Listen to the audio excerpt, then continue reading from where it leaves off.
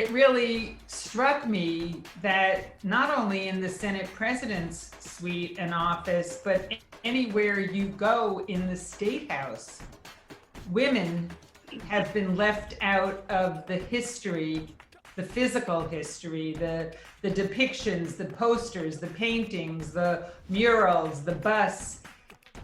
Women are nowhere to be found in the State House, whether it be by accident or design. I think, as I mentioned, I never thought I would run for office, and I just didn't see that as an option for myself. And I'm a little bit older than Rep. Higgins, although not a ton, but I do feel like there's been a shift with some of the younger women coming into the legislature and into city councils, where they're like, no, I'm going to run for office. Like, this is what I'm here for. And I do think there's becoming a shift, which I'm glad about. But I do still think that we need women to support women, especially getting into the political arena, where together, collectively, our voice matters.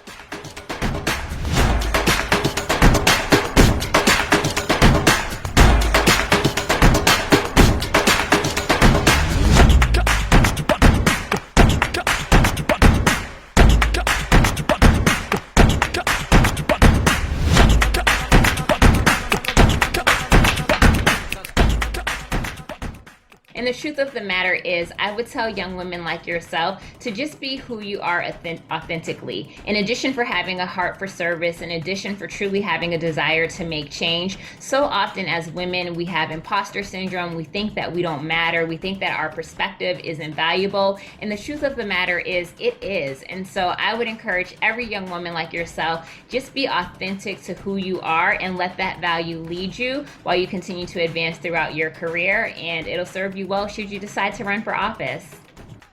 And we need more representation.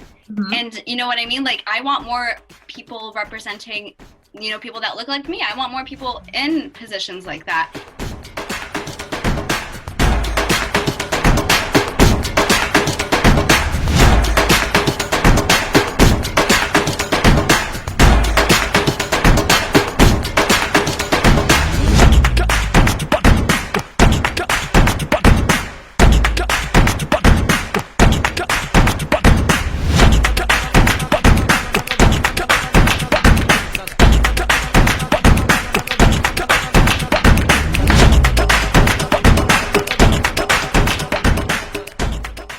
And we thank you for the role that you have played in shaping and making history for these last 50 years and supporting misbehaving women, because we know that well-behaved women seldom make history. So we thank you for encouraging, for supporting, and for doing the hard work of electing women at every level of political office.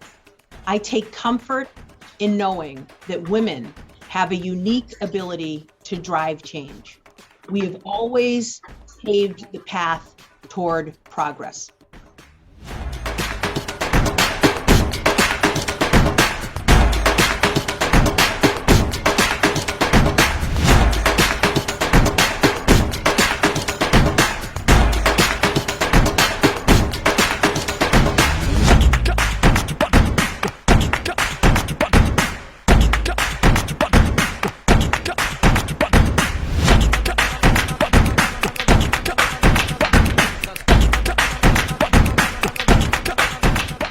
Having women in office at every level of government in our Commonwealth doesn't just make a difference, it is the difference in how we deliver results for families.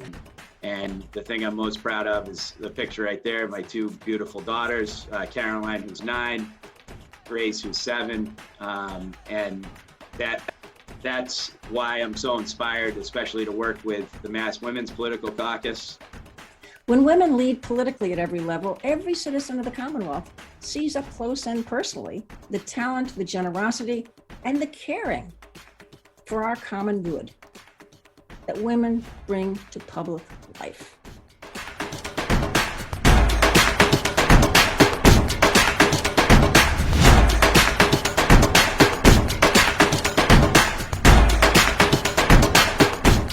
And so what we did is that we knew that with our work, that talking about voting, people, there was like, you could not cut on the commercial, y'all. Like, I know election season in Massachusetts is one thing, but literally, if I didn't have Netflix, I would have gotten a subscription with Netflix because I could not cut on my TV and every single commercial was not a political commercial.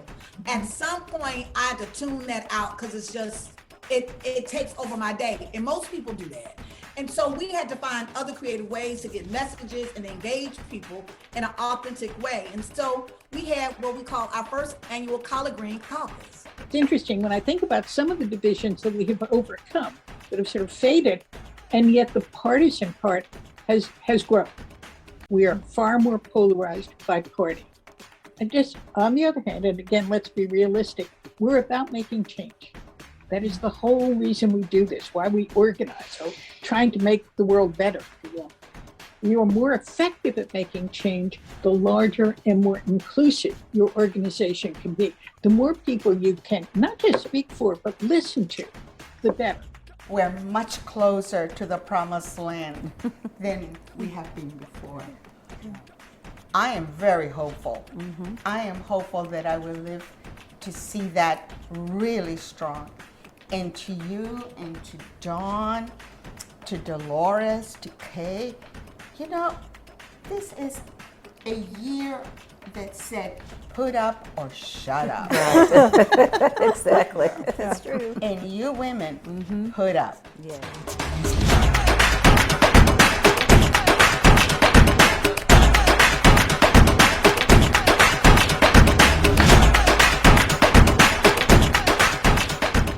MWPC, happy anniversary. Wow. Happy 50th anniversary, MWPC.